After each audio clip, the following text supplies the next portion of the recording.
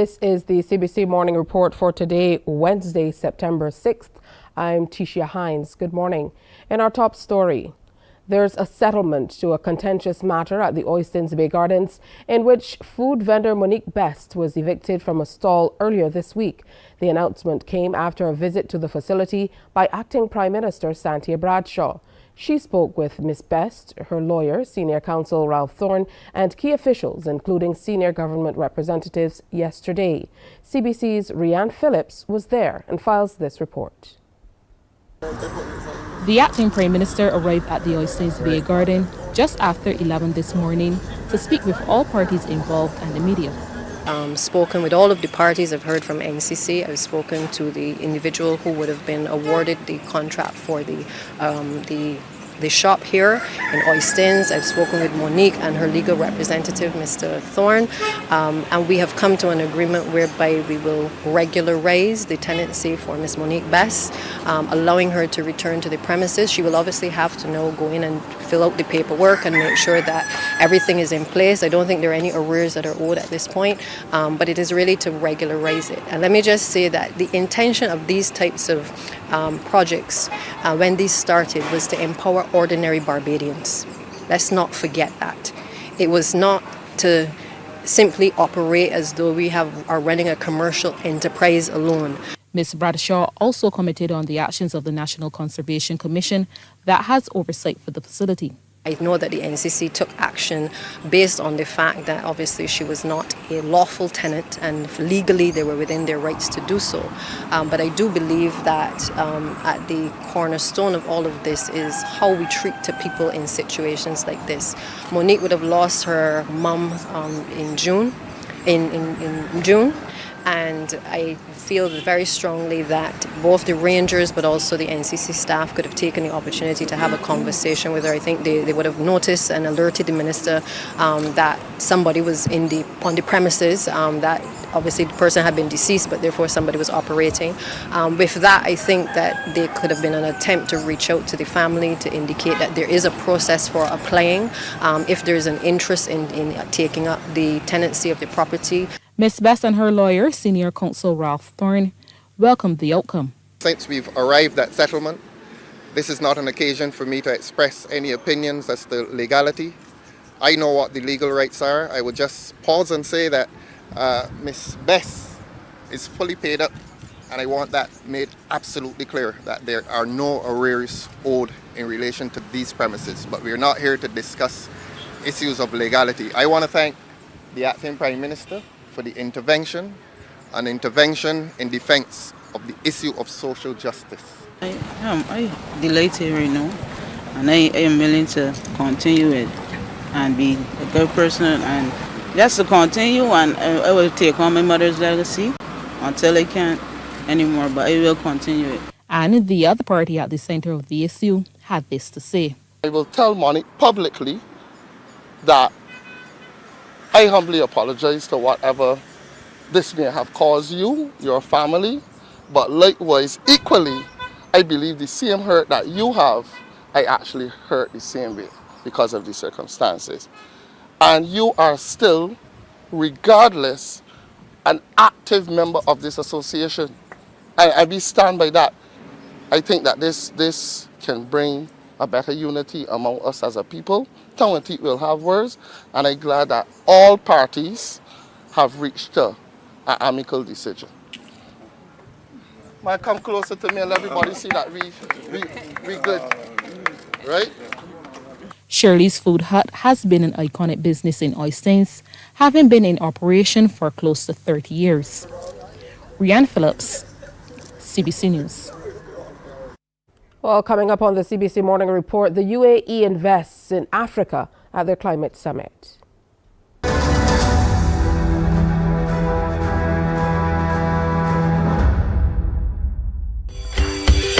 Children, the summer holiday is almost over, but are you back to school ready? Get back to school ready with Mornin Barbados and get a chance to win a back to school bundle, including a printer, a tablet, and headphones, just in time for the new school year. The Mornin Barbados Are You Back to School Ready promotion starts August 31st until September 13th. If you're between the ages of 8 to 15, all you have to do is tune in to Mornin Barbados and listen for when we ask, are you back to school ready? Call us at 228-5562 or 228-5563. Answer 3 questions correctly and your name goes forward to the final draw. Remember, callers must be between the ages of 8 and 15. The winner will be announced on September 14th.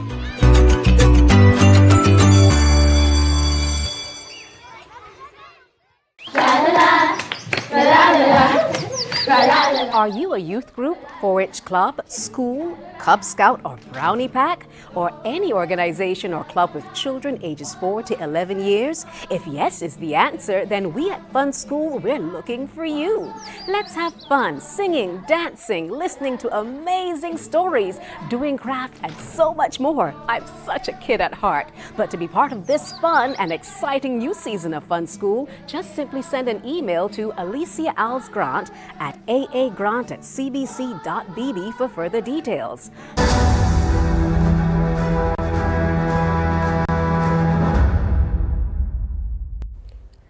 The United Arab Emirates has pledged $4.5 billion in clean energy investments in Africa at a landmark climate summit aimed at showcasing the continent's potential as a greenhouse power. Kenyan President William Ruto has sought to use the Africa Climate Summit in Nairobi to shift the narrative on the continent, presenting the clean energy transition as a unique opportunity for Africa if it can attract the financing to realize its potential. Africa suffers from some of the most severe effects of climate change and receives about 12% of the financing it needs to cope.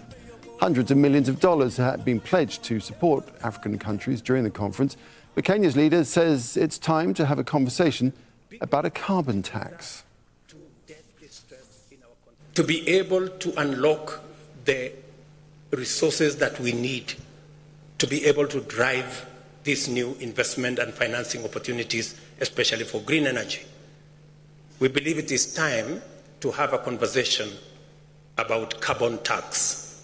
It is among the ways that we can raise additional and adequate resources for us to finance our development.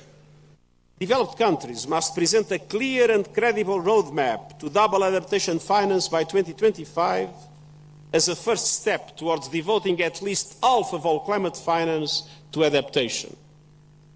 And they must also keep their promise to provide $100 billion a year to developing countries for climate support and fully replenish the Green Climate Fund. Well, US climate envoy John Kerry says the carbon market is needed more than ever as a tool to fight climate change in Africa. We think Africa can benefit and the global south can benefit only if the carbon market grows. It's got to grow. You heard a mention of about 121 million. This market has to become a market in the billions in order to work effectively. And for that, we need to ensure the environmental integrity of this market.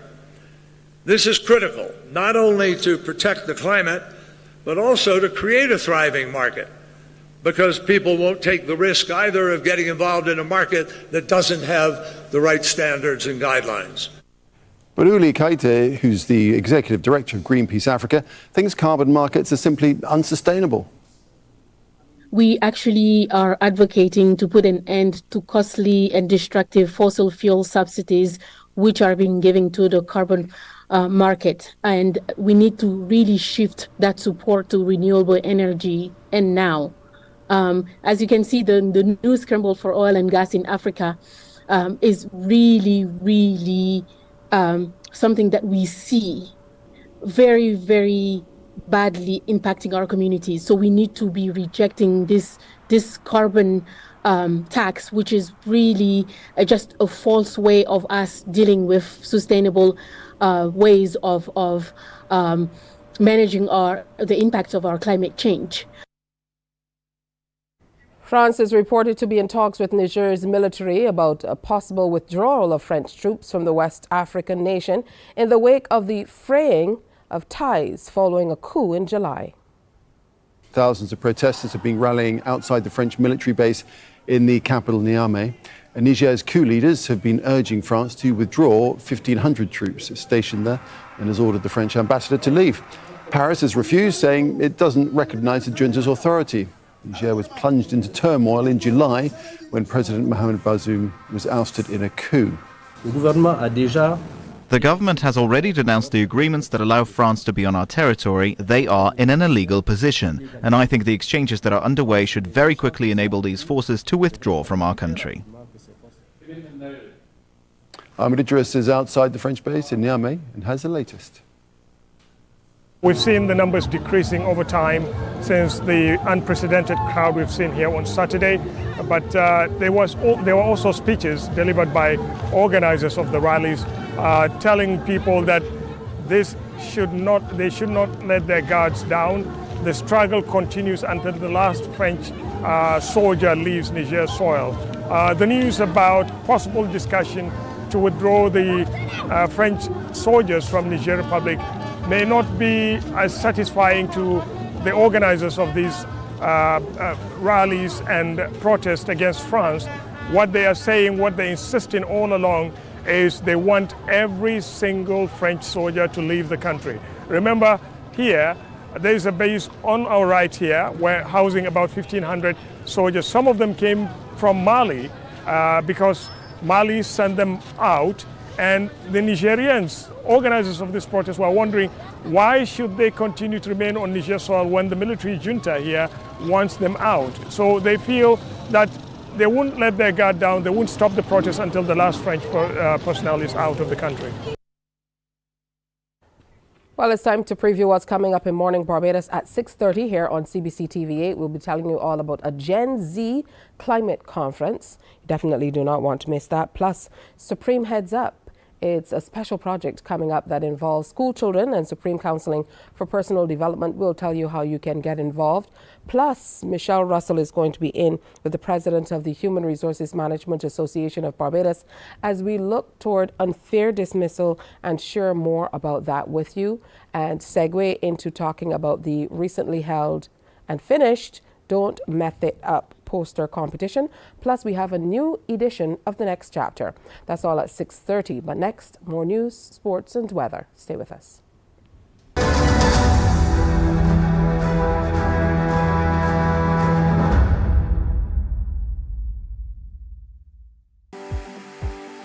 For the past 19 years, QFM has been sharing with you, learning from you, and together building a community for all mature audiences. That's why we say Q is good for you. To our Q family, we say thank you for staying connected to Q 100.7 FM. QFM.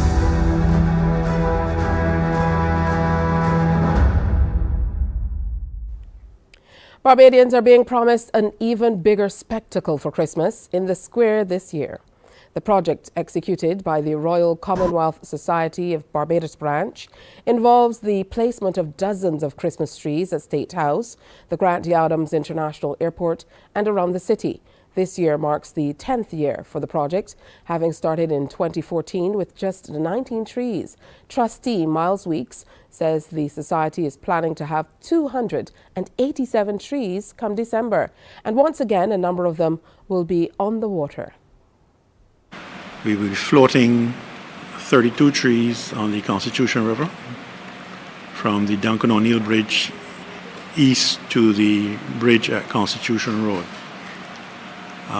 These are floating on rafts made of local bamboo, and they will be powered by solar energy.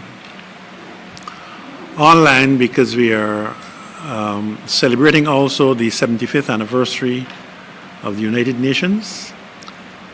This year, for the first time, every single country in the world, all 195 recognized by the United Nations, will have a tree dedicated to them.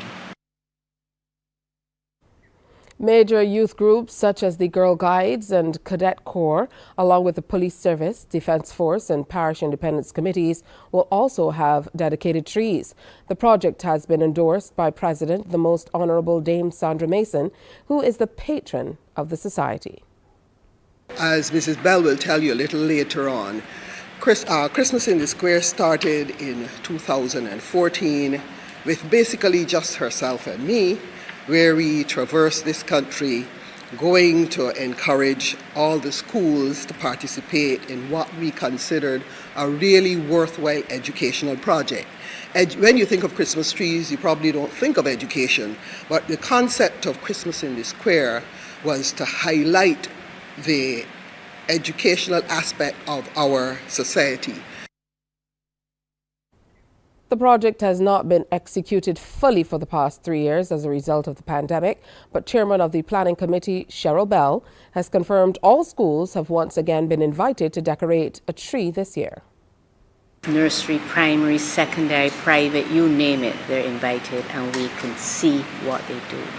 The whole concept is for them to research each Commonwealth country and historically, culturally, logistically, and make decorations out of recyclable material. You might see Antigua with the pineapples or Jamaica with the ackee or wherever it be. And what the children use, I don't know if any of you have really gone and studied each tree. It is remarkable to see what talent we have. President of the Barbados Bar Association, Kay Williams, is pleased government has accepted their recommendation and officially discontinued the use of the titles King's Counsel and Queen's Counsel in Barbados. According to Ms. Williams, the decision was long overdue. She says the bar is on record as having raised its objection surrounding this issue in 2021 when the Constitution Amendment Act was passed, and again in 2022 with the death of Her late Majesty Queen Elizabeth II. According to President Williams, the move now opens Barbados to be defined as a true parliamentary republic. Discontinuing the titles of King's Counsel and Queen's Counsel, quite frankly, is long overdue. Why? Because this is an important step to define ourselves as a nation and our transition to a parliamentary republic. That should be reflected in all areas. In fact, the Barbados Bar Association raised this issue in 2021 when the Constitution Amendment Act was passed to allow Barbados to become a parliamentary republic. We raised it again in 2022 with the passing of Her Majesty the Queen. So it follows logically. In all court proceedings, any references to the Crown or to the Queen will be replaced by references to the state. So the title of Senior Counsel, therefore, should apply to appointments in the future. The notice of the discontinuation was published in the Official Gazette on September 1st. It indicated that with immediate effect, all members of the legal profession who are currently appointed to the rank will now be known as Senior Counsel and will use the post nominals SC. Guyana's President Dr. Irfan Ali says potential exists for stronger ties between the Caribbean and Islamic countries. He was at the time addressing the opening of an international Muslim symposium in Georgetown. TVG has that report. President Dr. Irfan Ali was a featured speaker at the event, where he noted that the symposium will help bring greater awareness to Islam in the multi-ethnic Guyana. Noting that Guyana is a case study on religious tolerance and integration, President Ali also pointed to the potential for forging stronger bonds between the region and Islamic countries. We live in an increasingly interconnected world. Muslims too are connecting with their fellow brothers and sisters in other parts of the world. Islamic countries are establishing relationship with non-Islamic states. The history of Islam in the Caribbean is not isolated. It is part of a larger global narrative. We in the South need to understand our brothers in the North, East, and West, and vice versa. Understanding our respective histories can be a means through which we can also further improve relations between Islamic and non-Islamic countries. In an even more interconnected world, fostering mutual understanding is paramount for enhancing relations. This symposium holds the promise of cultivating more understanding, ultimately forging stronger bonds between the Caribbean and the Muslim world. Meanwhile, the Director General of the Turkey-based IRSICA, Dr. Mahmoud Erol Kilik, described the symposium as a historic one that would help foster greater cultural and historic knowledge. It builds a bridge between cultural audiences in the Caribbean and those in the other OIC member states. The cultural heritage of Muslims in the Caribbean, which was transferred from ancestral, artistic, architectural, and literary origins and preserved till today as learned traditions, represent an inherent historical connection between Muslims in Caribbean, Africa, and Asia. It also reflects some of the geographical path in the history of the dissemination of Islam across the world. Trinidad and Tobago's Minister of Youth Development and National Service, Foster Cummings, has committed to introducing 1,500 new farmers by 2025. He says his ministry is well on the way to doing so. TTT reports. Speaking at an orientation program on Monday, Minister Foster Cummings said his ministry's youth and agriculture programs continue to attract young people to the sector. Together with the Youth Agriculture Homestead Program, YAP, the Youth Shade House Project and the Youth Aquaculture Project, the minister said enrollment numbers are encouraging. Not too far from now, we will enroll another 200 young persons in the part-time program. When you add that to what we're doing with UWI in terms of the Shade House program, which will graduate 300 in 3 years, and the aquaponic program, which will also graduate 100 per annum, you can see that we are well on our way to introducing 1,500 new farmers by 2025. And Minister in the Ministry of Agriculture, Avinash Singh, said these programs continue to ensure that the issue of the aging farming population is taken care of. The statistics are undeniable. According to the Food and Agriculture Organization, the FAO, the average age of farmers in many Caribbean countries has been steadily rising, with many farmers well into their 60s and 70s. Globally, the situation is no different. And Dean of the Faculty of Food and Agriculture at the UWI, Professor Mark Woodivera, believes such initiatives would assist this country to meet its CARICOM commitment to reduce the food import bill by 25% by 2025. And this aligns very well with the Trinidad and Tobago's post-COVID-19 pandemic roadmap, emphasizing the need to bolster the agricultural sector to reduce dependence on unreliable and costly food imports. The orientation program saw over 300 persons being given the opportunity to join the youth and agriculture programs. Cressida Descartes Pileas has been reappointed as Commissioner of Police in St. Lucia. The move was effective September 1st, 2023 and will be for 1 year. Prime Minister Philip Pierre says following her 1-year tenure, new leadership will be ushered into the Royal St. Lucia Police Force. DVS Television reports. Cressida Descartes is back as top cop, but only for 1 year. Descartes proceeded on pre-retirement leave in June this year following an 8-month stint as the country's first female commissioner.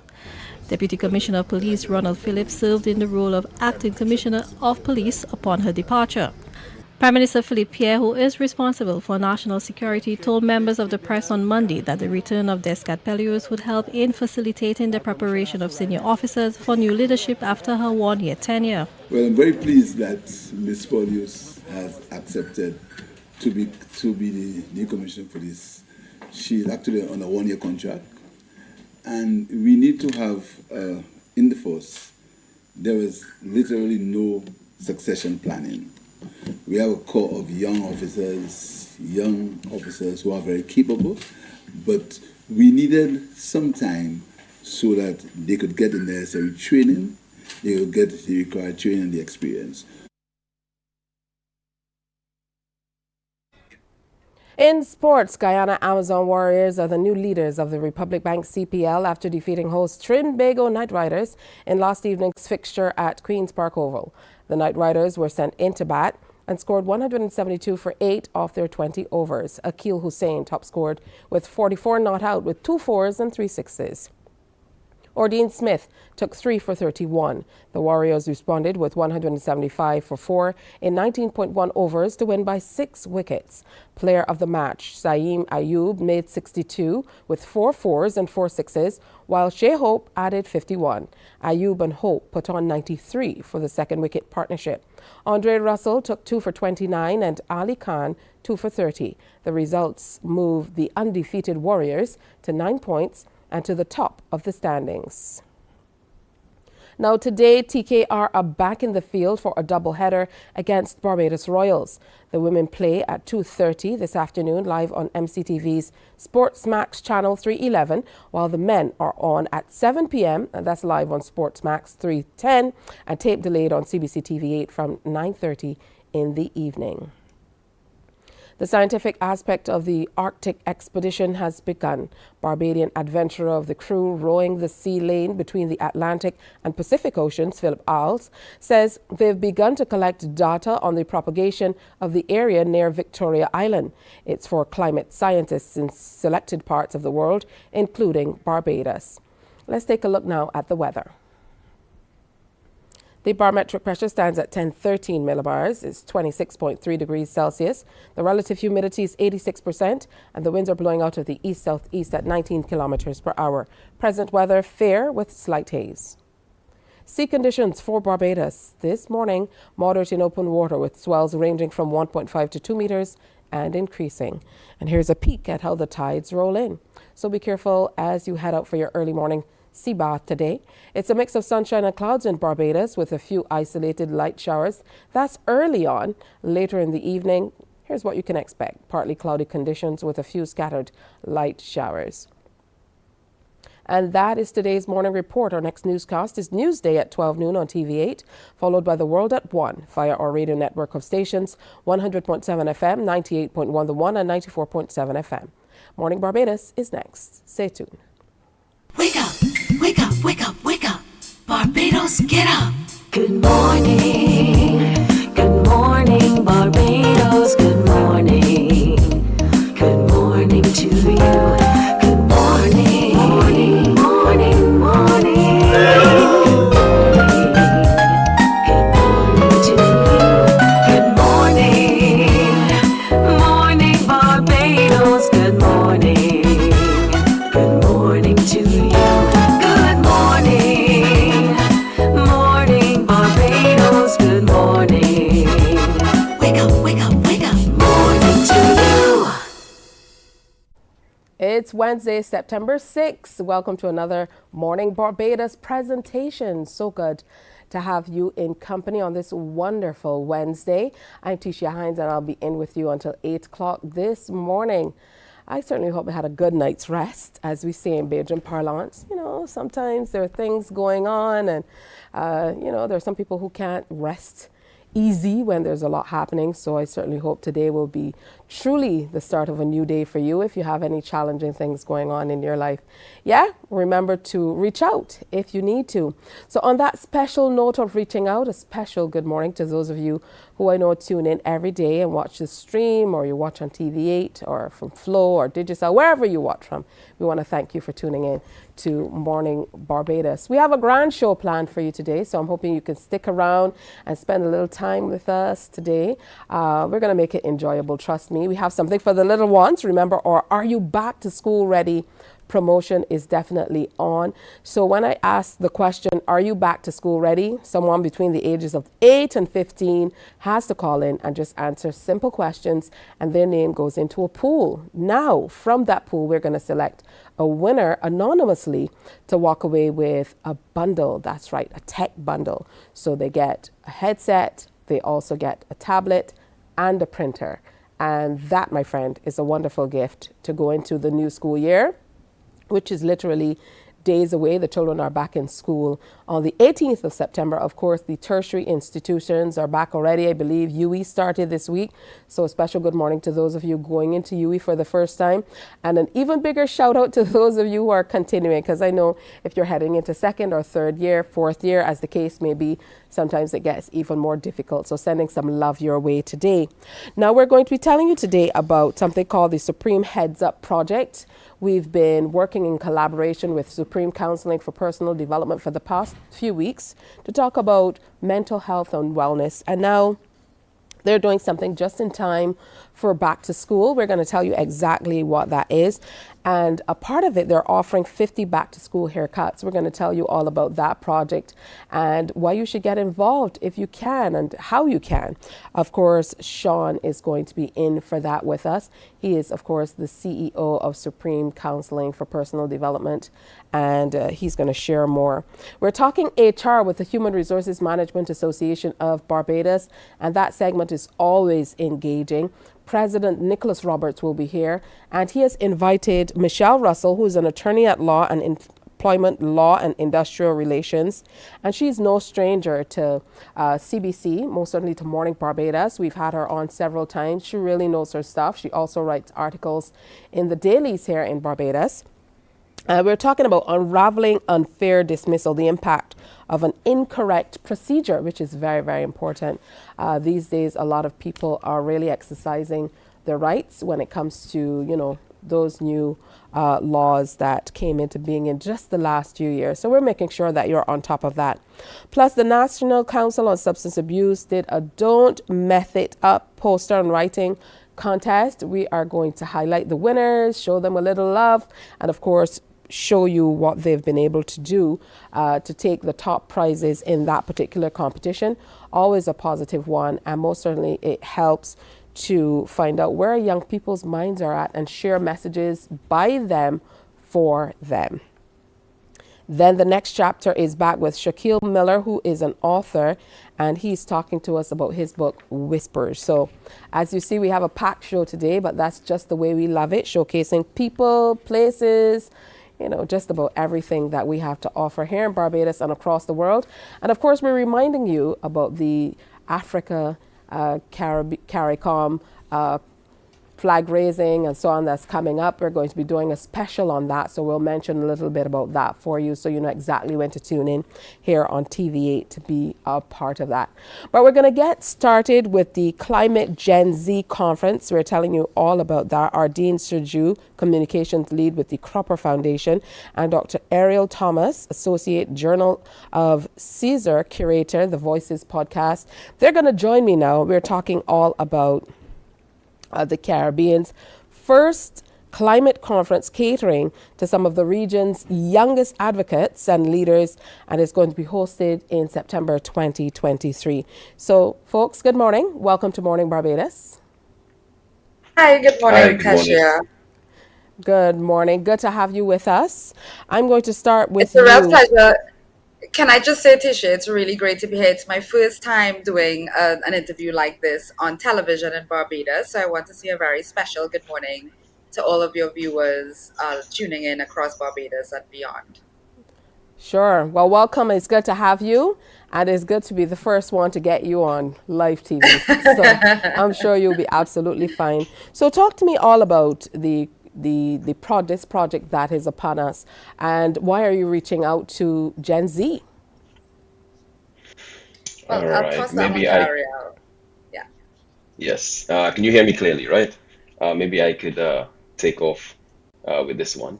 I think that, we find ourselves in a moment where we see a lot of anxiety around climate change, around the security of the future, particularly for, small island developing states like in the Caribbean region. So CESAR had the idea to host this conference, and while it's open for everyone to attend, so there are open sessions that, we encourage everyone to attend.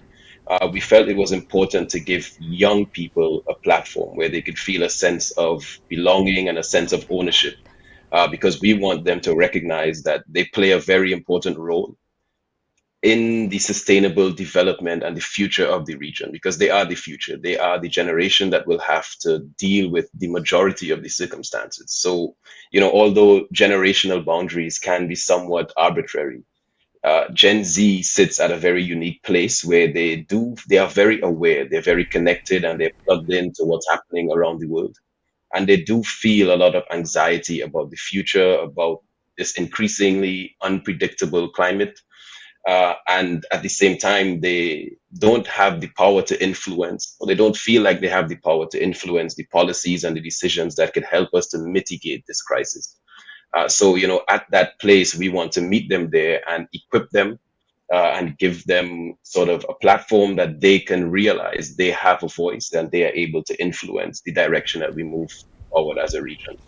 So this is, part of our motivation for hosting this right now. All right, so that's quite a mouthful, but we get Yes.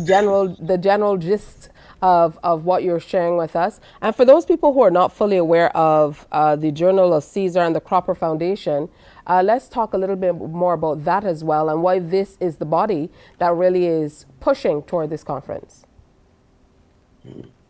Well, I can start with the Cropper Foundation, which is a 23-year-old nonprofit operating in Trinidad and Tobago, well, based in Trinidad and Tobago. It was founded by the late John and Angela Cropper, husband and wife. And because of their love for the environment and their work as well, their commitment to biodiversity, they both occupied very eminent positions internationally, regionally, and were connected to a strong civil society movement of the 80s into the 90s, and really felt that it was important to bring these voices together, people who are not necessarily at the fore of public decision making, or have the power to move things along in a particular kind of way, but who occupied a very strategic intellectual space. And so I think it only makes sense for an entity like the Cropper Foundation, which has been really focused on sustainability, sustainable development that is people and planet centered. We've been doing a lot of work in communities in Trinidad and Tobago, and more of late with a view to expanding to the region. So we collaborate a lot with civil society. So Journal of Caesar is actually just one of the entities, one of our main collaborators at this time. But we work through partnership, through collaboration. And so this just felt like a very natural sort of step for us to engage younger people on issues around climate change and how they can equip themselves to make more of an impact and contribute more to the solutions to these problems we're experiencing.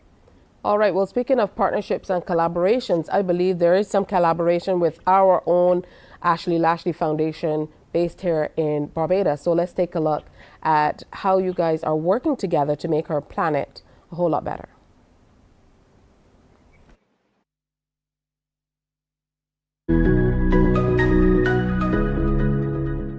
And if I need any guidance, I can always go back to like my mentors. I can always ask them for advice. And I think like that too plays a big role in advocacy, having a support system, because sometimes your family might not agree, your friends might not agree, man, the world may not agree with what you're advocating for. But once you have like somebody that understands your purpose within your corner, it makes it so much easier.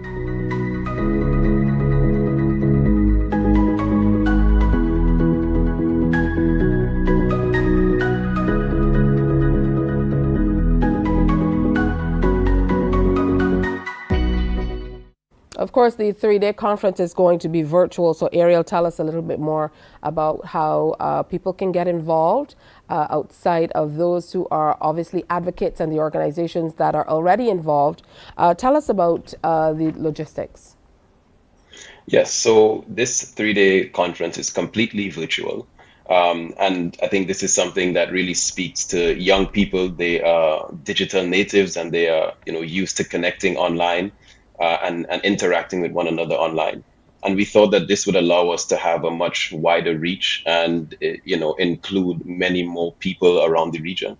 And so we will have some very dynamic layout of the event. So we will have some plenary sessions, which will feature keynote addresses that will give young people and those attending a lot of insight into, advocacy in the region and how do you go along on this journey? How can you increase your impact? So we're going to have keynote addresses on talking the talk and walking the walk. How do you get your actions to align with a sustainable future? Dealing with climate anxiety, which is something that young people do face because of that increased awareness of the impacts all around them. We also have boot camp sessions. This will be targeted to those people that are already active in that space and would like to increase their skill sets and get hands-on advice. And also, what I think is a real benefit would be the ability to collaborate across. Someone in Jamaica could get in touch with someone working on the ground in Barbados, and so we could get this intra-regional collaboration because together you could have a greater impact. So there will be boot camps like navigating politics. How do you reach out to politicians? How do you speak that language that will get your voices and your causes heard at the seats of power? We also going to talk to them about climate science because we want this to be rooted in a sound understanding of the facts.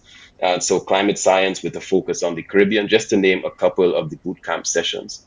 And these are available. People can register online, and in the registration process, people indicate, what is their area of interest, and this would allow us to place them in the best boot camps and the best sessions that allow them to really gain the maximum benefit from the event. All right. We'll have interactive times as well. Hi, yes. Good. Okay. We don't have a lot of time left, so I really want to get in there and get some more. We might need to do a follow-up so that we can share more on, the meat of the matter, what's happening in the conference, because, and Ardeen, as a broadcaster yourself, I understand you work in radio in TNT. I do, we've yes. met virtually. We have. Doing just what you're doing. You were in my position where I was kind of collaborating on a project in TNT. It's important to talk about how we're connecting with people, not only, the people who are attending the conference, but you most certainly, through your objectives, want to be able to reach the largest possible grouping when you reach out. So that must be very, very important to what you're doing, Ardeen. So in closing, talk to us about the screening process, if there is, and what you're working toward in terms of getting people on board. And rest assured, we're going to get back in here and put some more meat on these bones. Well, first of all, thank you for playing that clip with Ashley. I think it's really important for people to see the efforts we've made to make this a regional conference. So that's why we're also featuring Gabrielle Gay, for instance, one of your very own homegrown advocates. She will be doing the keynote on the closing day, that's the Sunday. And the objective is really to educate people as to, young people in particular, so that they can take their activism further. I think one of the things we've heard from a lot of older folks, and, we have that sort of generational gap going on. One of the things we've heard is that sometimes young people, there's a lot of passion, but there isn't always the information to back it up. And we think being credible is really important. And so that's a big part of what is happening at this conference. We're putting more meat on the bones, for sure, while, of course, showing them what is the best way to use and direct their energy. And of course, it's not just for young people, it is for older folks as well, anyone who's interested. And that's why the plenaries are open to the public, to GenPub, and the boot camps are really focused on the Gen Zers. So the screening process is really just to determine who is a Gen Z so that we can ensure they benefit from those boot camp sessions that Ariel identified.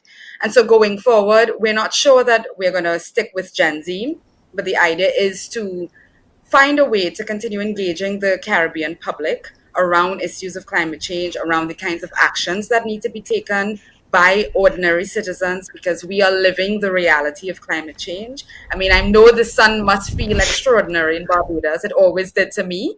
So I can only imagine nowadays. And I think that's the reality we're preparing people, equipping people for. How do we get our voices in this conversation? Not just young people, old people, but everybody. All right, good stuff. I want to thank both of you for coming in. Definitely a conversation we must continue, and we commit to doing that as well. I want to thank you for waking up early from TNT that's so far away from Barbados to share with us. Thank you. Being able to do things like this virtual conference, really, it brings us together because despite that distance, we are here working in tandem. So thank you, both of you, for sharing with us. And we look forward to hearing a whole lot more about this Climate Gen Z conference that is coming up in September It is going This to be weekend. hosted. Tell me the dates quickly. Yeah, so it's September 8th to 10th. So it starts on Friday and it happens through Sunday. And it's all online. There's a DJ in the mix. I have to plug that. All our lunchtime sessions will be accompanied by some live DJ music online. So that's an added attraction, we think. Good stuff. And I'm told that you are in Germany right now, Ariel, but based in Malta. So you are all over the place. All right. Yes, well, thank you I'm all. a bit international. Thank you all for coming through. And of course, we'd like to close out with our very own Ashley Lashley and a little bit more of her thoughts on the conference. Thank you. Thank you very much. Thank you. Take care. Take care.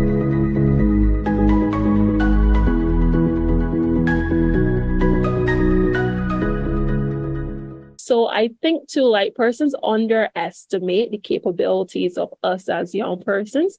And I'm not saying that we have all the answers, etc. But then it comes back to that of the intergenerational dialogues, the mentorship opportunities in which we have access to. And I think that policymakers, business leaders, and just persons in general really need to stop looking at age as a factor when it comes to activism or when it comes to the implementation of varying initiatives and policies within our respective journeys and countries.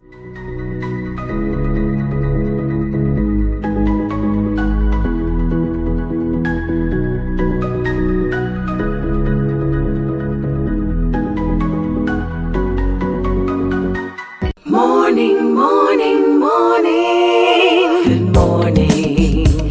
Good morning to There is a saying, you can find a Bajan anywhere. Are you a Bajan living abroad? Or do you know of one who has migrated to another country? Well, we at Mornin Barbados would love to have you or them on our Bajan Afar segment. Share your amazing stories, experiences, and how you have adapted to a new culture. Send us an email to morninbarbados@cbc.vb. And together we will travel the world.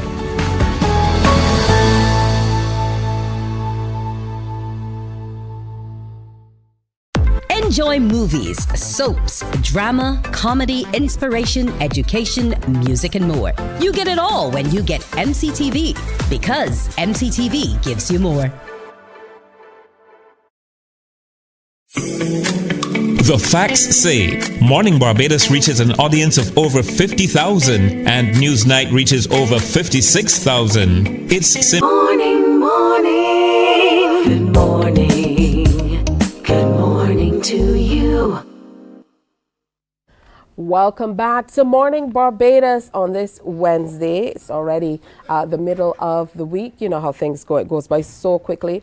And we were telling you earlier that we are happy to welcome Sean Clark back of Supreme Counseling for Personal Development. He's CEO and chairman, and they have a really great project that's coming up that we want to share more about. Good morning. Always good to see you, Sean. Good morning. It's so good to be back here again. All right. How are you doing, first of all? I think it's doing important well. for us to, focus in on these pleasantries, Yes. particularly as we get ready for back to school. It feels so good to go into a space and have somebody say, good morning or welcome, good to see you, great to have you with us. You know, it really makes a difference. I agree 100%. It's always those niceties do something for you. It's true. So you're doing a project called the Heads Up project. Tell us more about it. Well, this is, our second year doing the project. We are offering 50 free haircuts for boys going back into school. We felt that it was necessary to do this because we know that times are hard. We know it is difficult for some parents to make ends meet. And although somebody haircut is only $10 or $12, some parents cannot afford $10 or $12. So we are offering 50 free haircuts. Last year we offered 50 free haircuts and they ended up doing about 72. But so we are providing this service free of cost. First and foremost, we are providing the service to students enrolled in the Supreme Counseling Program. Obviously, they take preference. However, it is open to students of Barbados. It's on Saturday, the 16th of September from 9 a.m. until 3 p.m. at the Supreme Counseling Office. Oh, that's so cool. I'm really into this project. Quite recently, I happened upon this barber. He's a whole lot more than that, a miracle worker, really, online. And it's amazing how you can change somebody's look, their feel, their confidence with just a haircut. It's beautiful stuff. Now, in terms of the logistics, you're offering transportation from Independence Square up to your offices. So how do we get involved? I know you said primarily it's for those who are registered with Supreme Counseling, but I'm sure there will be some people who want to jump on board. Yes, and we have no problem with people jumping on board. If there's an interest, you can call our office at 538-9769 or 836-5601. But TCA, this project is not only about haircuts. This is a day of male fellowship. We have our chefs on board, all male, so we'll be preparing lunch for the persons there.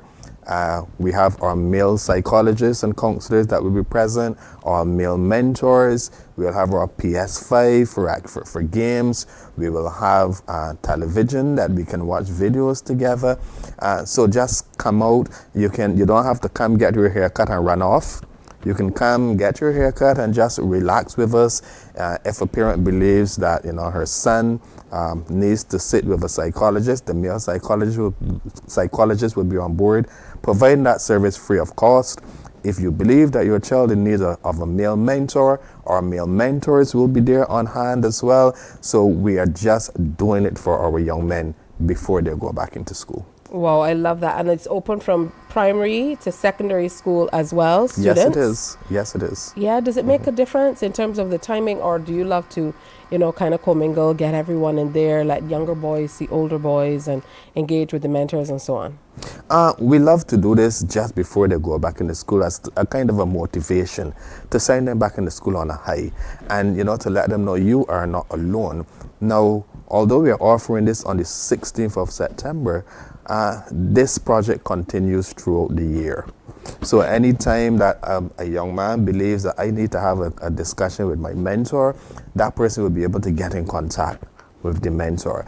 If the parent believes this child needs continuous counseling sessions, that service will be provided free of cost to that young individual. So it's just not an initiative where we are doing it for one day. That's why we call it the Supreme Heads Up project. Heads up, making you proud, making you feel confident, motivating you to do great things. That is truly excellent. I love projects like this one that not only reach into the community, but you're able to engage in a meaningful way, and people walk away feeling like, I can see something tangible, almost as a reminder, a memento of what was done. That's very important. How long have you been doing this particular project? We started last year, so this is our second year. The second year. And what are some of the lessons you learned last year that you're going to be implementing this time around to continue to make it grow and be even better? More food. More food. And this time around, we're actually preparing a nice area. We'll be renting a tent and good flooring and so on. We're going to have our tables, our chairs, our tablecloths. We're going to make it a fantastic time for these young men. Oh my goodness. If it's one thing I know about tween and teen boys is they can eat. They can eat. That's always a good time to be had. Do you find that the parents are as open as they need to be in getting their young people help? Because that's really important. Even as we try to condition their minds going back into school, whichever schools they're at, whatever is happening, I think it's important to help prepare them. We've been trying to do that through other collaborations in transitioning here on Morning Barbados. But some children, they might be nervous about the move to secondary, a move to transitioning out of school.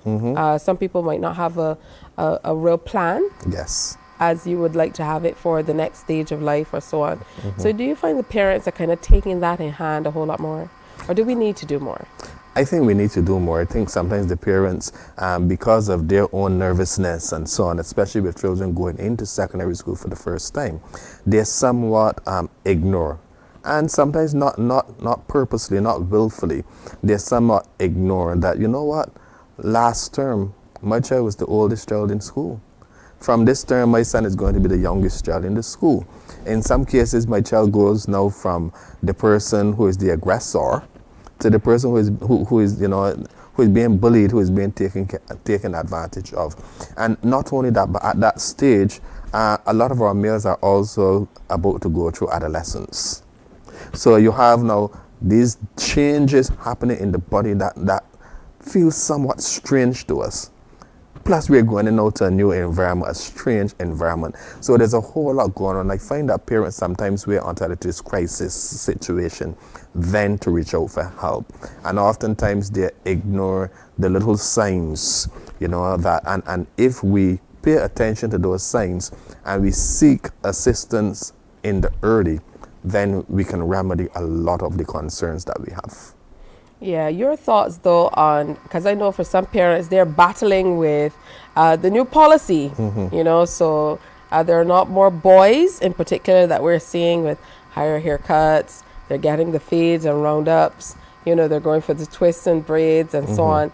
And I think that can be a bone of contention for some parents and their boys, because for a lot of older people, they're so accustomed to clean cut haircuts. Yes. So they're not necessarily open to engaging with the boys about a different look. What would you suggest as an approach for those parents when it comes to getting the heads up? Yes. No pun intended.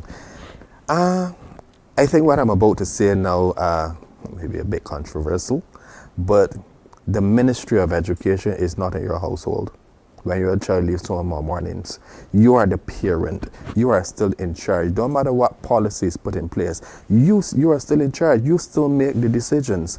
So if you decide that you are not going to school with your hair like that, go to Supreme and get it cut. Then you are the parent. You are in charge. So if your child goes to school with his or her hair unkept, don't blame the policy. Don't blame the Ministry of Education. Say, if the ministry didn't bring this up, this would not have happened. You are the parent. You are in charge. You are the one to take control. I love that, Sean, and I'm in total agreement. So on that note, I think that's a great way to kind of wrap it up. We're offering 50 back-to-school haircuts, free transportation from Independence Square to Supreme's office. You're happy to know that they've brought more food. So it's going to be a fun time to be had by all parents and students. Come on out. Male mentors will be there. Male psychologists will be on hand to provide private mentoring and counseling services if needed. So how do you qualify? You want to call Supreme Counseling at 538-9770. You can follow them online. They're very active online as well. Supreme Counseling on Instagram and on Facebook. And in closing, we would love if fathers can bring their boys out. Mommy stay at home. Yeah. Send the fathers. This is males fellowship. I like that. Send the fathers. Send the fathers. Send the fathers. All right. Thank you so much, Sean, of course, CEO of Supreme Counseling for Personal Development. If you need help or you feel like your little ones need help, don't hesitate to reach out. Hey, we have an update of the news coming your way. Stay with us. Morning, morning, morning. Good morning. Good morning to you.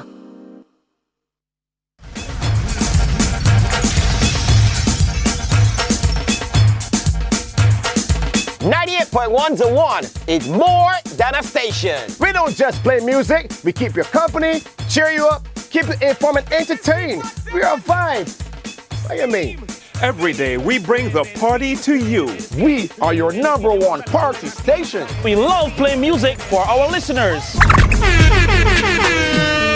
And we're committed to working with our clients and advertisers to make sure that you get the attention that you deserve. 98.1 The One. Celebrating 18 and still your #1 party station.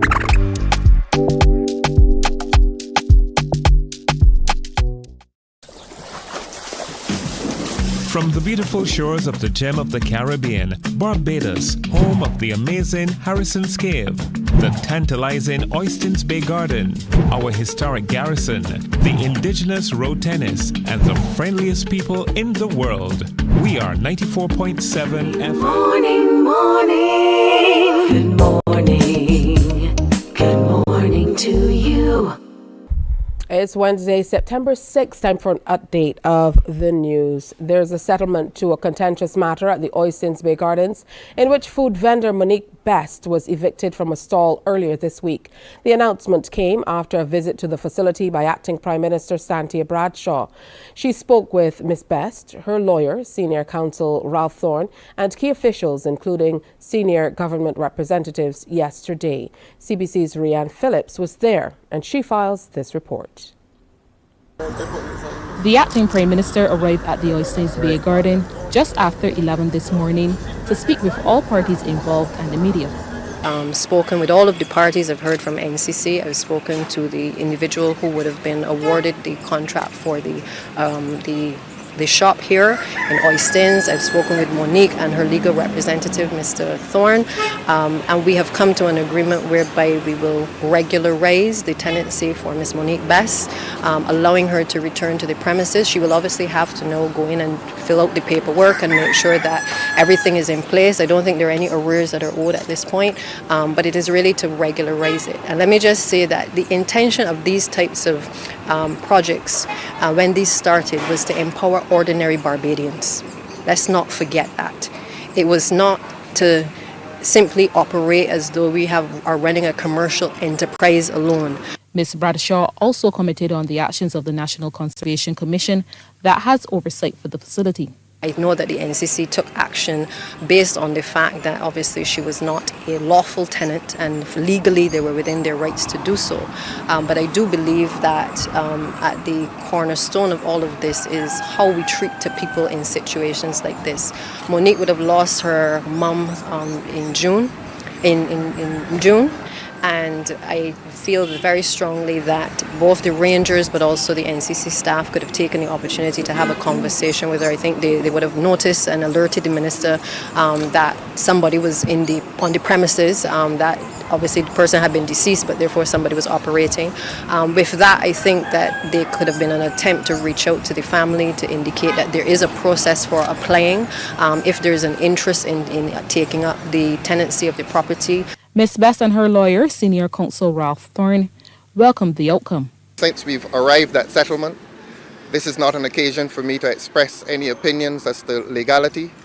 I know what the legal rights are. I would just pause and say that Ms. Best is fully paid up, and I want that made absolutely clear that there are no arrears owed in relation to these premises. But we're not here to discuss issues of legality. I want to thank the Acting Prime Minister for the intervention, an intervention in defense of the issue of social justice. I delighted right now, and I am willing to continue it and be a good person and just to continue, and I will take on my mother's legacy until I can't anymore, but I will continue it. And the other party at the center of the issue had this to say. I will tell Monique publicly that I humbly apologize to whatever this may have caused you, your family, but likewise, equally, I believe the same hurt that you have, I actually hurt the same way because of the circumstances.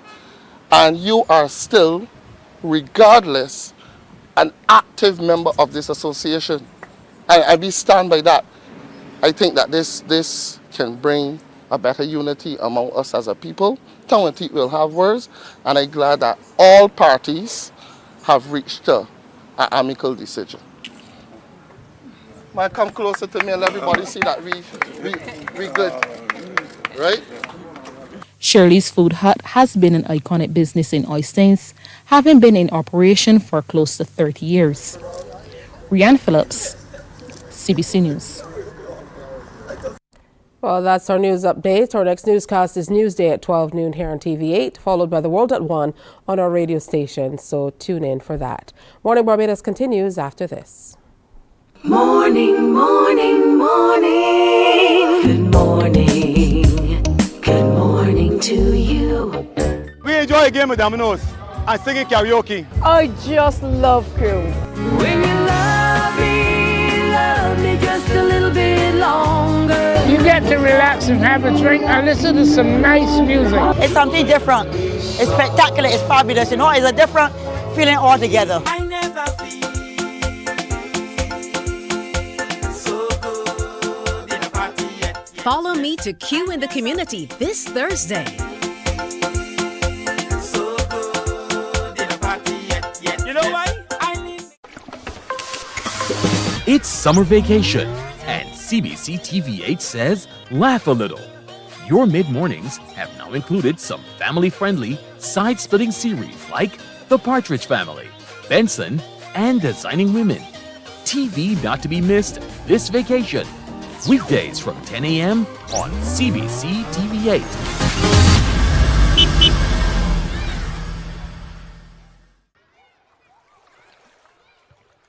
Morning, morning, morning. Good morning. Good morning to you. It's 9 minutes now after 7 o'clock. This morning we're talking about something I know you're going to be very interested in. We're looking at unraveling unfair dismissal, the impact of an incorrect procedure. And that's something that can snowball in a way that, boy, we know all about. So to join us in this morning's discussion, we have to welcome the president with the most, Human Resources Management Association of Barbados head, Nicholas Roberts, is back on this Wednesday, and he's brought along a familiar face, Michelle Russell, attorney at law, employment law, and industrial relations. Good morning and welcome. Hi, good morning. Hi, good morning. All right, first of all, this morning, Nicholas, Michelle eclipses you only because we've not engaged in this way in quite some time. So it's wonderful to see you as always, Michelle. Yes, always a pleasure to be here, Tisha. All right, good stuff. Nicholas, let's set the tone. Since we've had changes to the laws as relates to employment rights, there has been a lot happening with the employees and employers, and sometimes it can get a little contentious. So I'm going to invite you to start by setting the tone for us about the options that are available to resolve any disciplinary matter or dismissal issue that there is. So thanks for that, Tisha. So in terms of setting the tone, what I will say is that HR practitioners, and not only HR practitioners, organizations, labor lawyers like Michelle, usually advocate for it not going in a contentious way.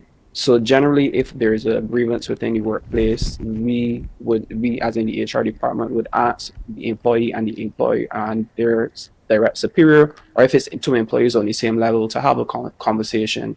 And that informal conversation is aimed at trying to see if it is that they could come to an amicable situation without it getting contentious.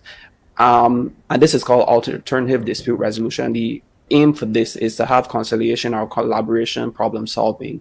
In the event that the two employees cannot resolve the matter, whether they're on the same level, whether it's a superior and a subordinate, then HR can come into the midst and act as a third party, to act as a mediator to try and see if it is that they can bring the solution, the issue or the problem to some amicable solution. Once again, we're trying to get this issue resolved within the organization without going the formal route. No, sometimes, unfortunately, within organizations, there are instances where grievances have occurred that they are so egregious that they cannot be resolved through informal matters, and a formal grievance procedure has to be enacted by the organization. And this is usually done by done within the organization by the HR department on behalf of the organization. And unfortunately, this is where things usually go a kilter in terms of things being done wrong. And attorneys like Michelle would say, for instance, if it is that the procedure is incorrect or improper, you automatically have an unfair dismissal occurring. And that is what we've been seeing happening a lot over the last 2 years through the enactment of the Employment Rights Act and through HR departments and organizations trying to follow the letter of the law, but not getting it done to the best of their ability in some instances. Yeah, I find sometimes we forget about the human in human resources. And that's very, very important when we're dealing with people in order to move away from just really sticking to the letter of the law. If we're being honest, Nicholas. Michelle, I think I might be a little controversial now with my next question. Nicholas talked about human resources acting as a mediator in a situation where there might be, a conflict where people are on the same level, or a superior supervisor subordinate type situation. Do you think people believe that they're truly getting the representation they deserve in HR offices across Barbados when they have HR coming in to act on behalf of what many people think is the company? Well, I will say this, and it reminds me of something I mentioned earlier in the year. People often forget that HR is an employee as well. So whether you're the HR manager, the HR officer, you're an employee as well, But you're employed to somehow be this bridge between management and the employees. But you are also subject to all the disciplinary rules, instructions, etc. from your superior, aka management. So it's this weird thing of trying to balance the instructions you get from senior management, and more often, particularly if you're an HR manager, you are part of senior management, so that you have to carry out their mandate while also trying to take into account the interests and the human element of the employees. But sometimes the two clash, and you are stuck in the middle where you need to follow the instructions of management, because like I say, you're an employee too. So if you don't follow the instructions, you can be held liable for or be subject to disciplinary action for insubordination. But you might already also be trying to take into account the best interests of the employee, and you essentially end up having to choose one, And as an employee, you're going to choose the one that essentially tells you to obey what management says. And so this is why you find that oftentimes HR seems to become the enemy of employees, or employees don't trust HR. It's not always because HR is unreasonable or HR lacks empathy and compassion. If sometimes HR is stuck because, like everyone else, they're employees and they can only do what management say they're to do. But at the management level, you expect that they would advocate on behalf of the employees to put the human element or the employee position in the hope that management can be swayed somehow. So there are instances where, because of the mandate, HR isn't necessarily a safe space for employees, and I think that's why some companies hire employee relations managers, because they're supposed to be the better go-between, where they primarily represent the interests of employees, whereas HR tends to more represent the interests of managers. But Nicholas can correct me on that one. Yeah, Nicholas, I definitely want you to weigh in on that. Yeah, I think, Michelle, and you did say it's quite controversial, but you're correct. There's no way of shying away from it. I sat on a panel last night for Rotaract, and one of the audience members said, what can I do if there's a grievance procedure within your organization, or I have a grievance and I can't go to HR? I said, so why can't you go to HR? They said, because HR doesn't like me. And Michelle raised a very valid point, and I did raise that last night.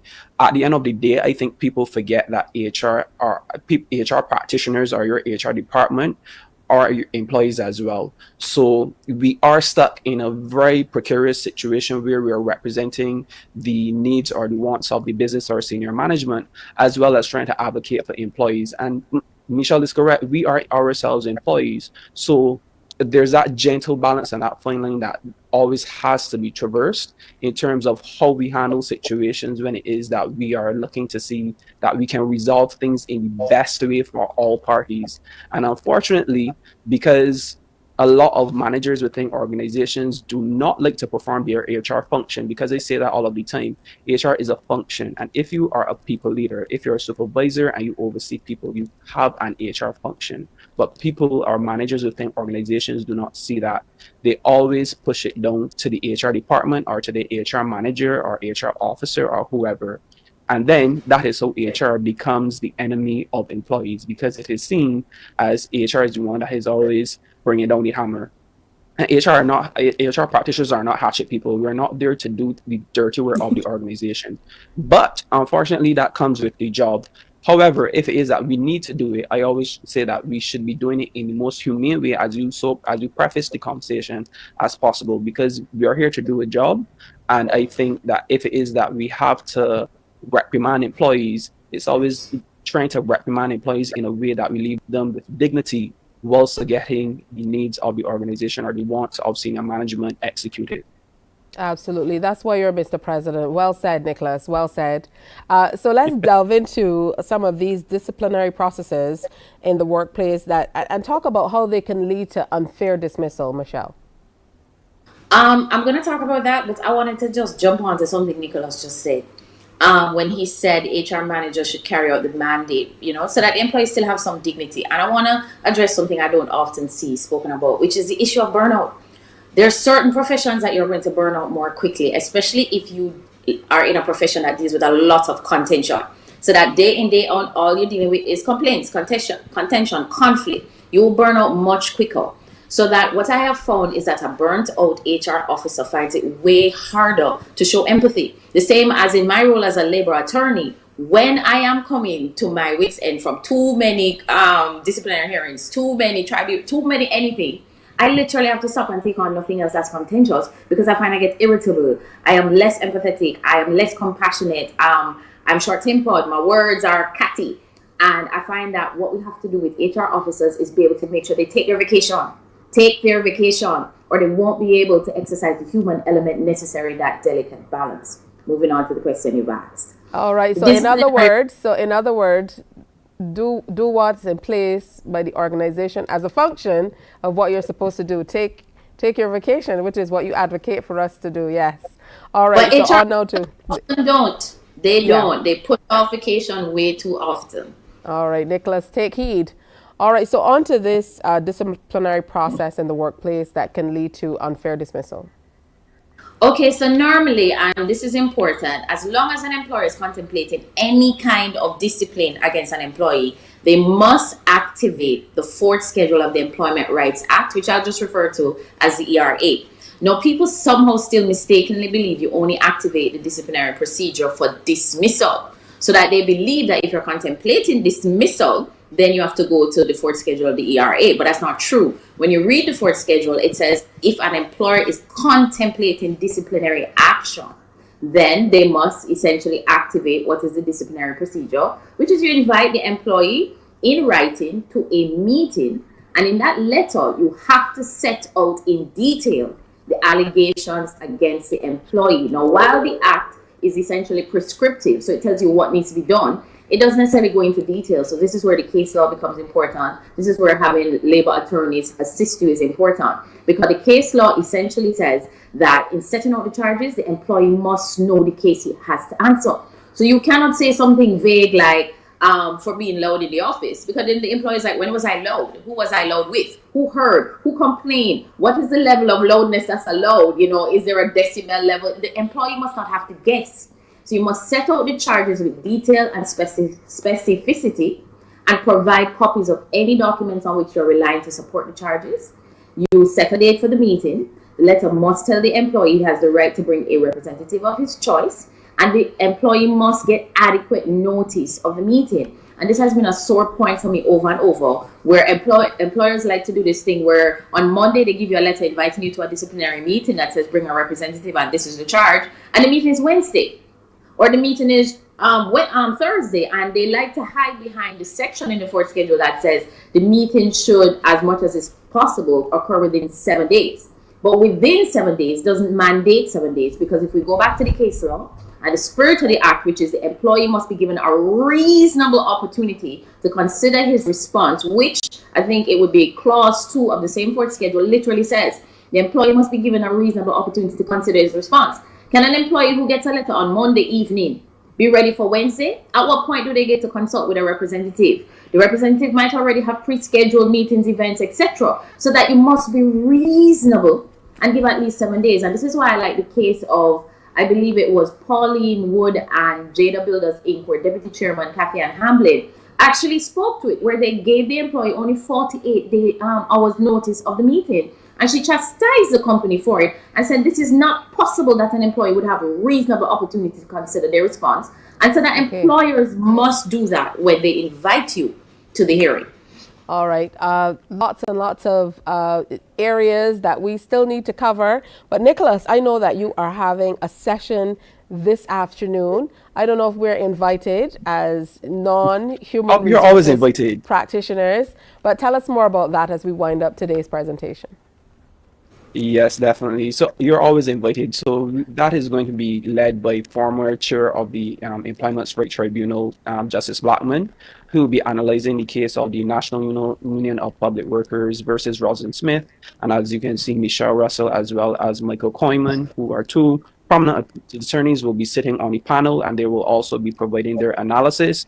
And the reason for this case is because, as this morning's discussion, a lot of cases that are seen by the ERT, short for the Employment Rights Tribunal, just for reference, the majority of them have been won by the employee. And this is because, once again, organizations and HR departments, by extension, get the procedure wrong somewhere along the line. So because Justice Blackman has overseen this case, we've asked him to come, and he has so graciously accepted our invitation. And like I said, Michelle and Michael will be there to provide their analysis on the case as well. Where, how do we get involved? Yeah, so it's going to be at Tapas this afternoon, and registration is closed, unfortunately, but what I can do is that I can come back and give an update next week or so. It will be at Tapas in Hastings. The turnout for it has been, we started this back in 2019, so this is going to be the second one in the series of things. Obviously, COVID put a damper on it, and back then we had the first one. We did an analysis of the First Citizens case, and like I said, we're reviewing AUPW versus Rosalind Smith, and it will be at Tapas this afternoon at 12:30 p.m. Oh, that's amazing. I'm excited already, and I'm not even there. You know, we have to work together, because these are things that people should see. They should be more memorialized, so people, even if for posterity, for people to be able to reference it. I want to thank you so much. Great to see you, Michelle Russell, attorney at law. She used to be my go-to resident person in another life, on another show. And good to have you, as always, the president with the most, Nicholas Roberts. Have a great day, guys. Thank you. All right, so definitely lots to think about. What's most important, though, I think the takeaway from this is that you should know the Employment Rights Act. Make it your business to read it. Hey, we're going to take a break and come on back on Morning Barbados. We are telling you all about some winners, and we are sharing the excitement with them. We're also giving you an opportunity coming up to win a tech bundle right here on Morning Barbados. Stay with us. Morning, morning, morning. Good morning. Good morning to you. It's summer vacation, and CBC TV8 says laugh a little. Your mid-mornings have now included some family-friendly, side-splitting series like The Partridge Family, Benson, and Designing Women. TV not to be missed this vacation. Weekdays from 10 a.m. on CBC TV8.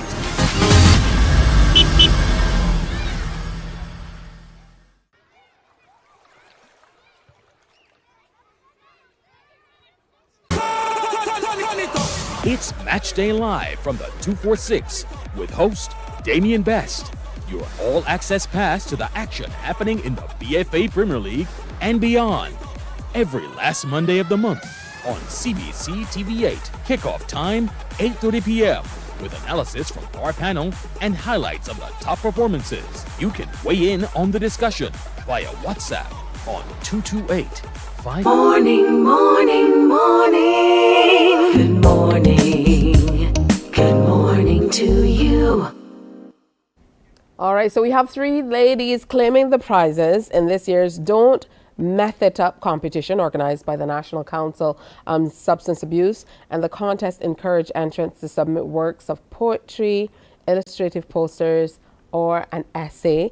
This morning, we're happy to celebrate and announce the winners here on Morning Barbados. So let's say welcome and congratulations to Mariah Chandler, Karenza Yard, and Anya Graves. Congrats, ladies, and great to have you with us. Congratulations. Thank you. Thank you. And for the record, the smile should absolutely be bigger. All right, so let me start with you, Mariah. Now, you're the winner of the essay category in the NCSA's Don't Meth It Up competition. Tell me what gave you that extra nudge to kind of get involved, and how you set out writing this winning essay. Well, I was inspired to take part in the essay competition because I wanted to raise awareness about the dangers of methamphetamine use. And I also took it as an opportunity to put myself out there and put my writing skills into practice. So have you been into writing for a long time? Is it something you've loved doing from earlier in life, or is it something you've been working at? I would say it's a bit of both, but it was only recently that I took the step and, made the jump to participate in writing competitions. So, yeah. I want you to be a little bold at this time. Tell me what you think set your particular essay apart from maybe all of the other essays that were entered in this particular competition. Well, I can't really speak on everyone else's essay, but I would say that I did take the time to really learn about methamphetamine use, methamphetamine, the drug, how it looks, how it's used, the different effects, withdrawal symptoms, stuff like that. And I really wanted to touch on the human aspect of, using the drugs. So I made sure to put a bit of myself in there. Although I don't use drugs, I still wanted it to sound realistic. I still wanted it to be relatable to other drug users, recovering drug users. So I just took the time to educate myself on it, to make it informative, and to also make it realistic as a narrative. That's amazing. And the thing about this particular project is I've spoken with a number of people. As late as yesterday, someone was saying, oh, but meth is not in Barbados. And I was saying, you think so? Think of a drug and believe me, it's here. So it truly is very important for people to know about it. Okay, now Carenza Yard, winner of the poetry category in the competition. Congratulations to you, Carenza. Talk to me about your approach. I hope I'm pronouncing your name correctly. If I'm not, go ahead and correct me. But tell me about your approach as a poet as compared to maybe writing an essay, which is a little different from Mariah's approach.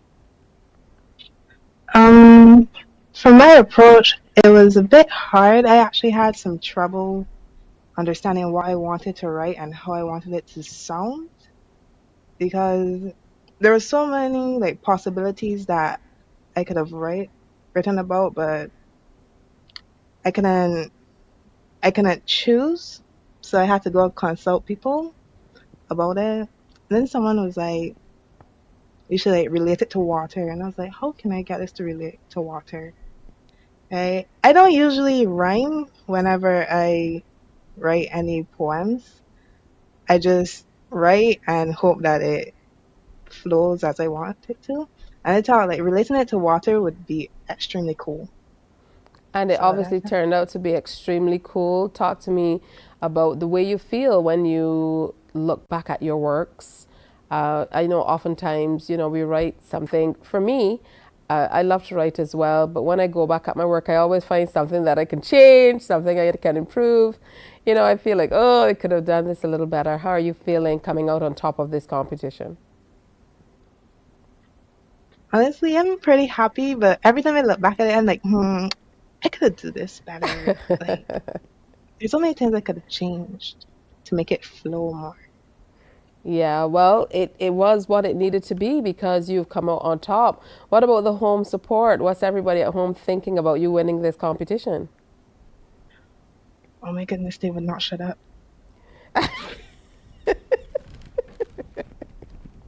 And most importantly, who do you want to capture? Who do you want this message to capture?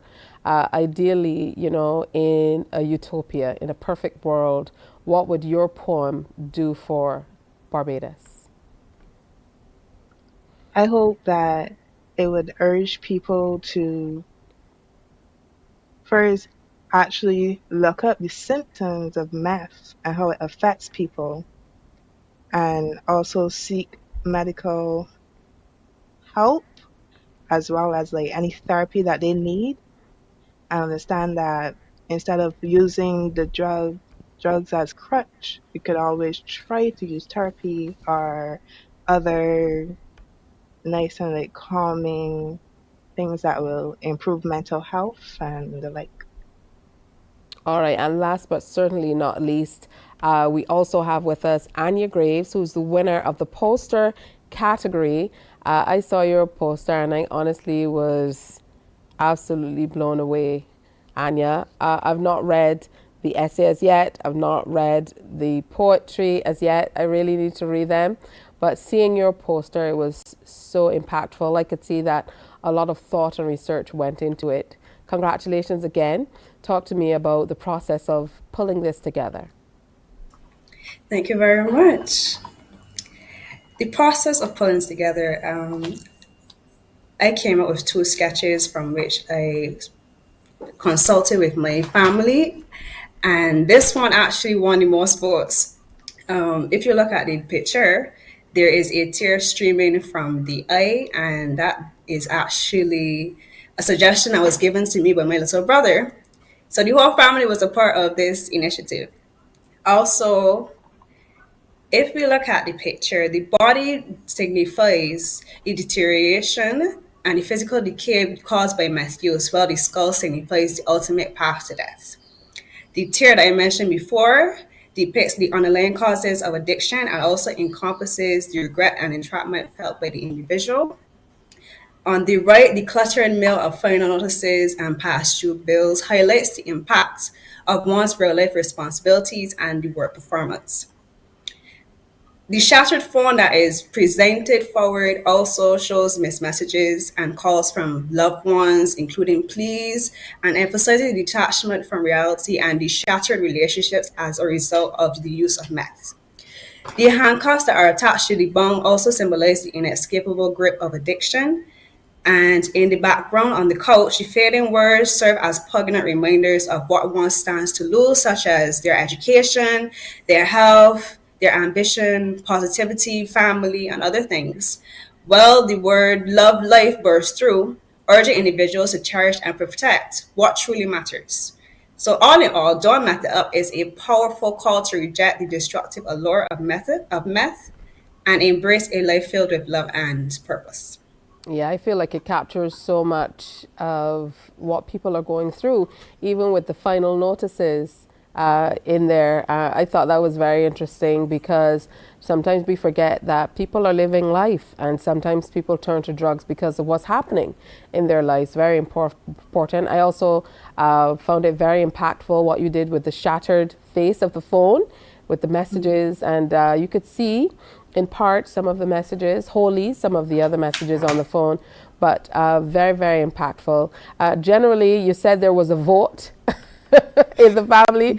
I don't know how many people were a part of that vote, but generally, how are they feeling and how are you feeling about being able to represent Don't Meth It Up, that competition, in this way and come out on top?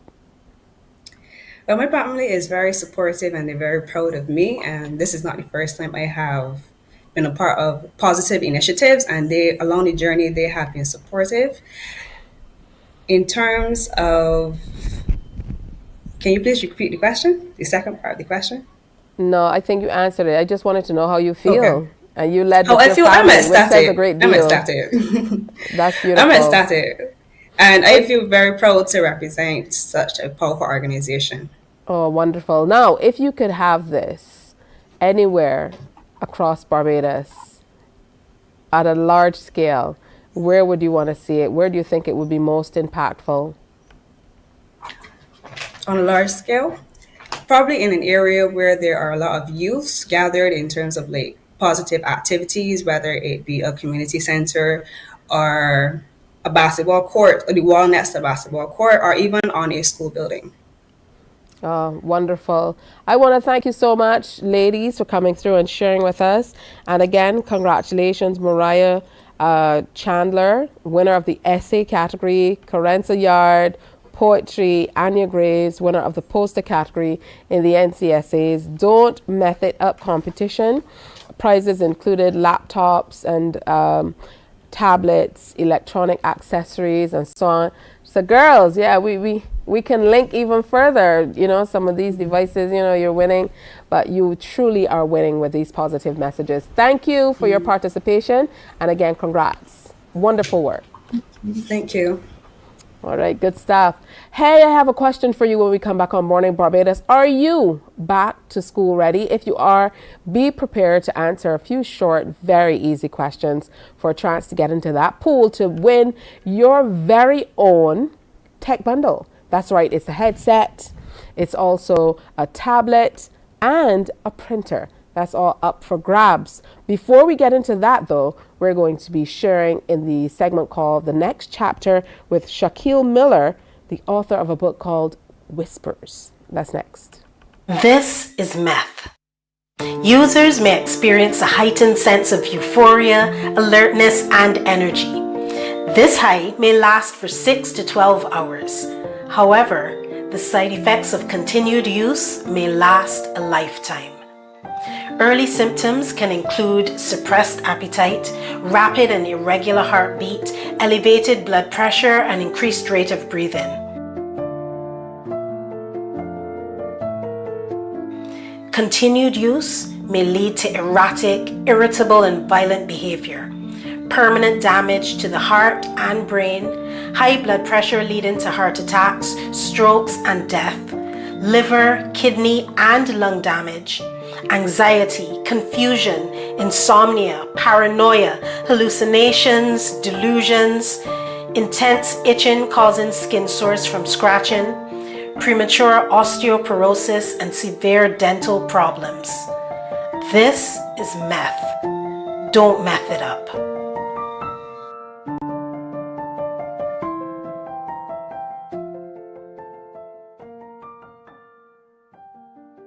Morning, morning, morning. Good morning. Good morning to you. My friend, you don't plan to get it? Oh, Barbados. Hey, I'm KB Clean. Join me 6 a.m. until 10 a.m. right here at 94.7, the best and ultimate Bajan experience. My show is called Bajan to the Bone. Don't miss it, Bajan to the Bone. Weekdays right here and only here on 94.7.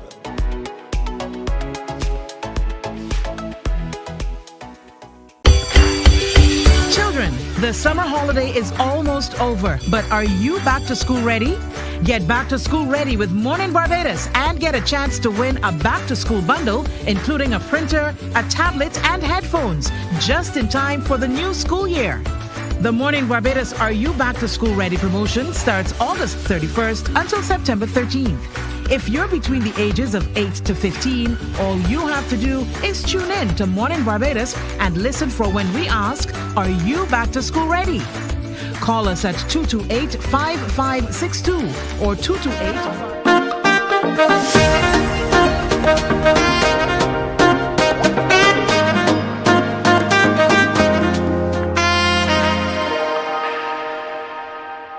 Time now for us to feature an island girl who says she has some faith and a dream.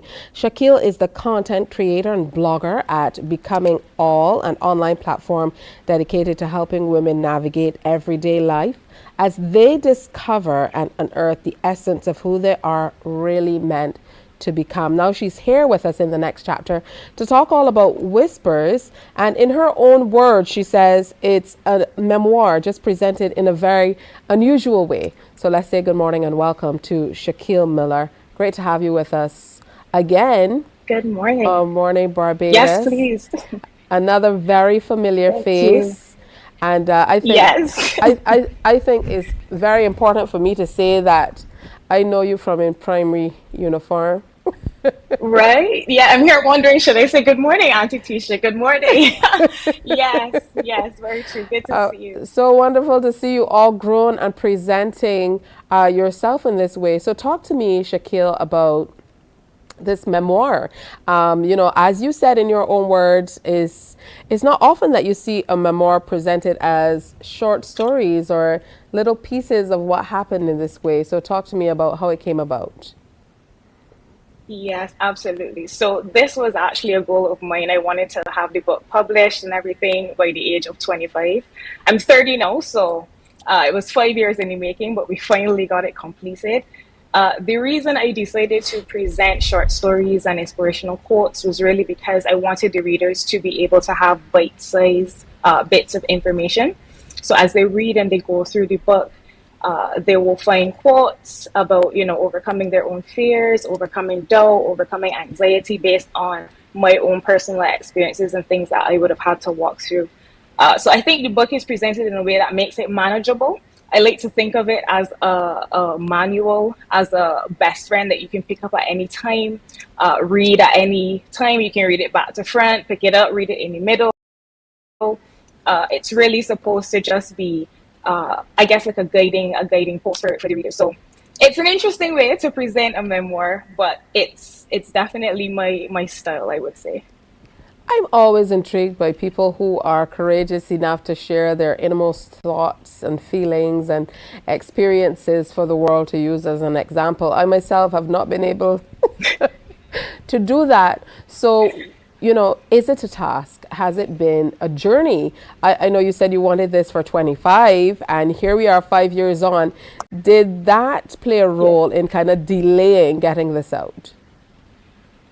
100%. There were days that I had to really sit myself down and say, hey, look, you're going to get this done, you know. But looking back at the process, I am grateful for the 5-year period, because there are some pieces that made it into the book based on experiences that I would have gone through within that 5 years that would not have been in the book if I did it at 25. But it was a task. There were days of tears. There were days of, you know, sitting around with the family and everybody saying, Sha, you know, like, this is something that you've wanted to do for such a long time, and regardless of all the other things that are happening, you know, you need to push through and get this done for yourself.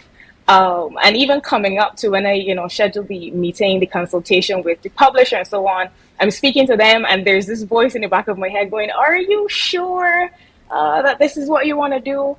And, you know, just being able to push through and actually get it done, have that first copy in my hand, breathe that sigh of relief to say, hey, look, this is your baby, you know, you saw it all the way through and you got it done. There's no feeling that I can say compared to that. So it's a task, but you can get it done.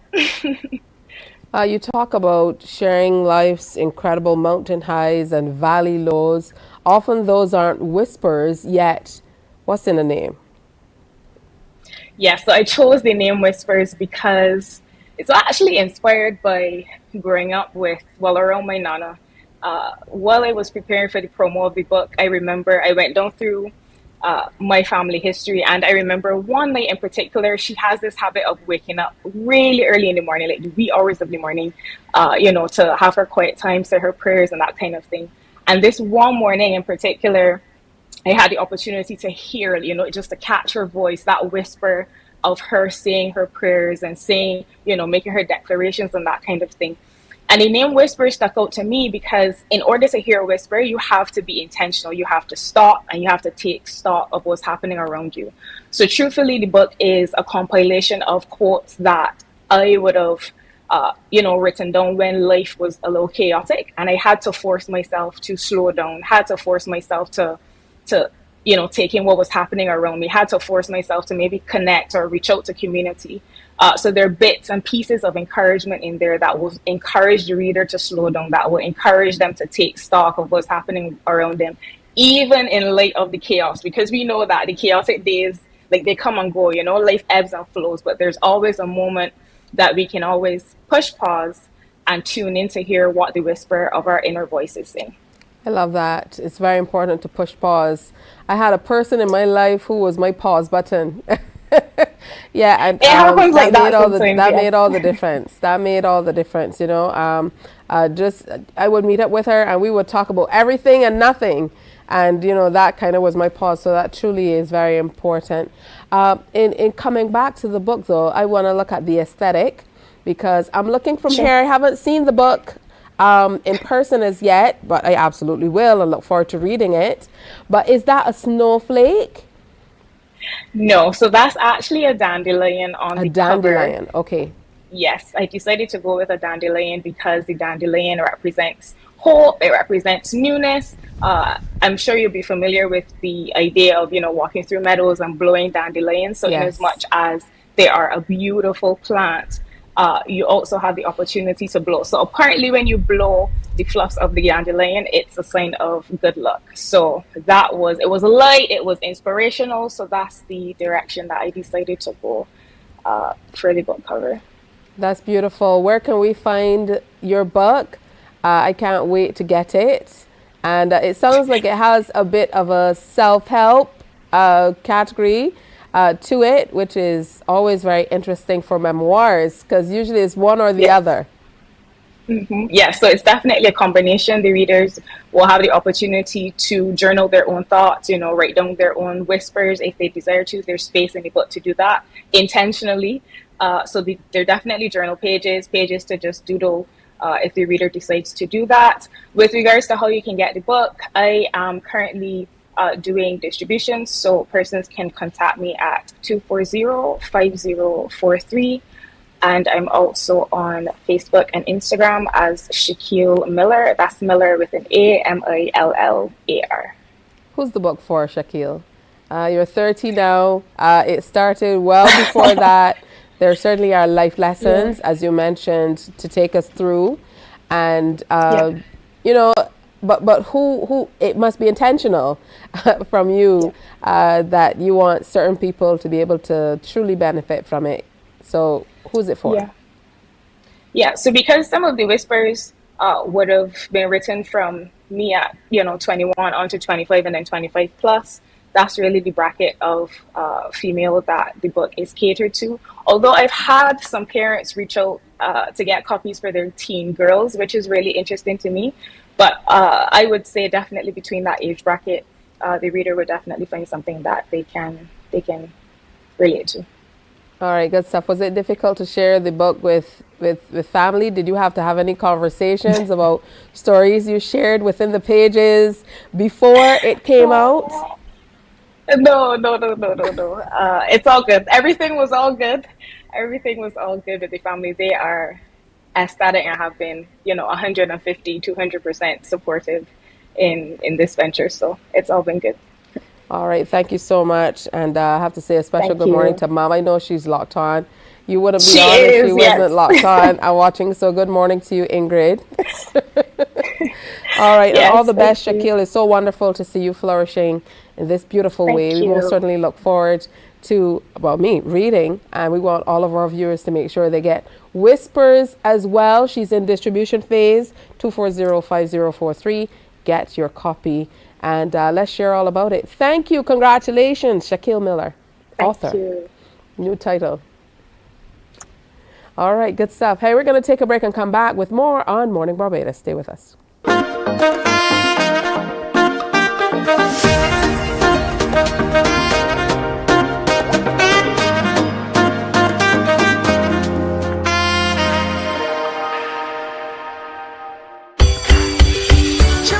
The summer holiday is almost over, but are you back to school ready?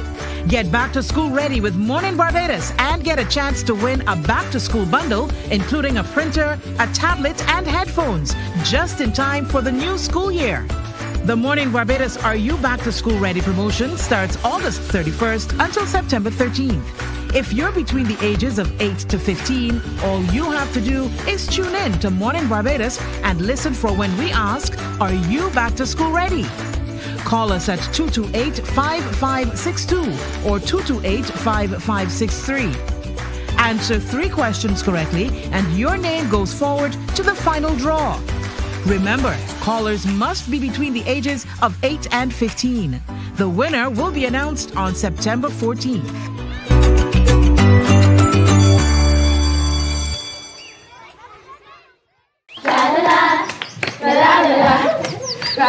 Are you a youth group, 4-H club, school? Morning, morning, morning. Good morning.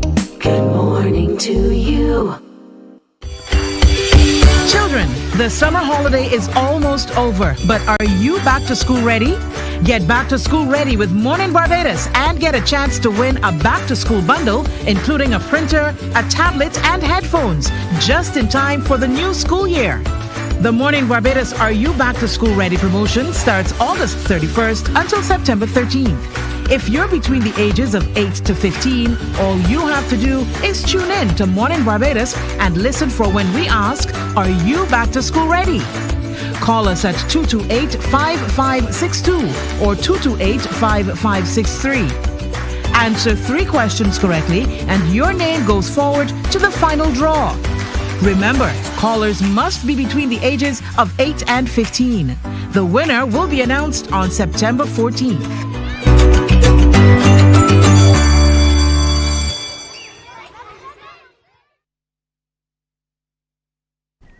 So I have a question for you. Are you back to school ready? It's time for you to win big here on Morning Barbados. We have a tech bundle that has your name on it. It's waiting for you. All you have to do is call me up. I have 3 questions for you. And if you can answer correctly, your name goes into the pool for a chance to win a headset, a tablet, and a printer. We're going to announce the winner on September 14th. So get close to your phone lines. 228-5562 or 228-5563. Those are the numbers to call. We're going to be taking all of your calls after this. Morning, morning, morning. Good morning. Good morning to you.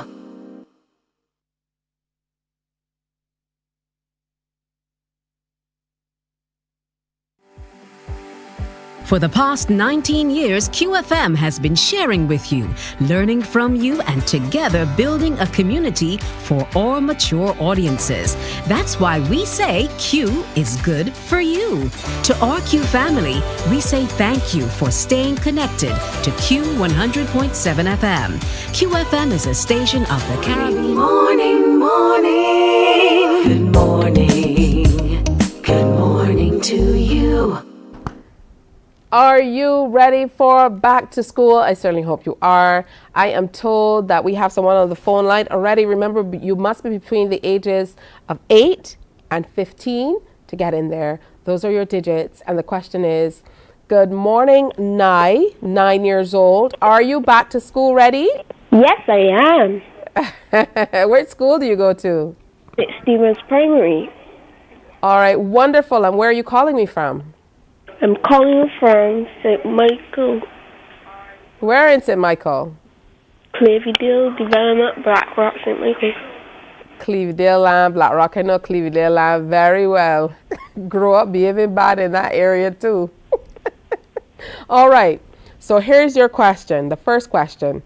What is the main ingredient in bread? Flour. That's right. What is the opposite of hot? Cold. That's right. And how many legs does a spider typically have?